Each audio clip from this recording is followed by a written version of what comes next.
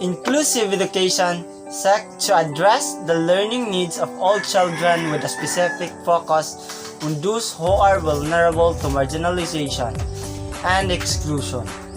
The goal is to promote opportunities for all children to participate and be treated equally. Hi everyone, this is Marcon Coritleong, a BEd 2 student, and for today's vlog, I am going to share to you some ideas and information about inclusive education.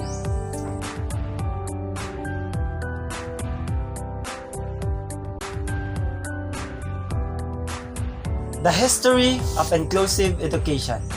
Inclusive education appeared initially in the research literature in late 1980s, framed as an alternative to special education. Inclusive education expanded on responsibilities of schools and school systems to increase access, participation, and opportunities to learn for marginalized population of a student. When was inclusive education adopted in the Philippines?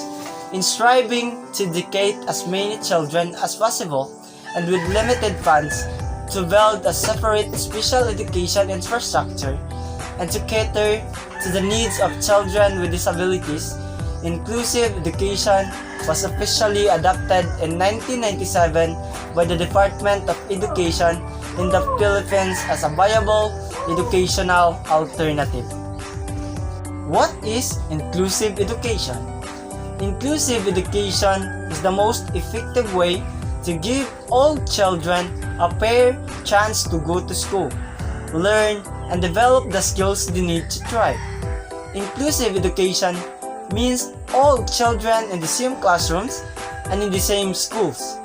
It means real learning opportunities for groups who have traditionally been excluded, not only children with disabilities, but speakers of minority languages too. What are the principles of inclusive education? First, no discrimination with students. Second, equal educational opportunity to all. Third, school adapt to the need of the student. Fourth, equal educational benefits to all students. And fifth, the student views were lessened and taken seriously. Who are the target groups of inclusive education? First, children with special needs. Second, working children. Third, undocumented children or refugees. Fourth, rural children. Fifth, children in armed conflict situation and disaster areas. Sixth, poor children. 7. Ethnic minority groups. And lastly, the children who are in conflict and low. What are the barriers of inclusive education? First, negative approach. Second, lack of physical facilities. Third, lack of funds. Fourth, lack of trained teachers. Fifth, social discriminations. Sixth, emotional problems.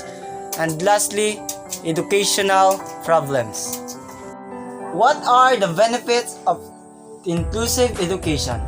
First, socially inclusive schools become more welcoming to people of all abilities, and there are higher levels of respect for diversity.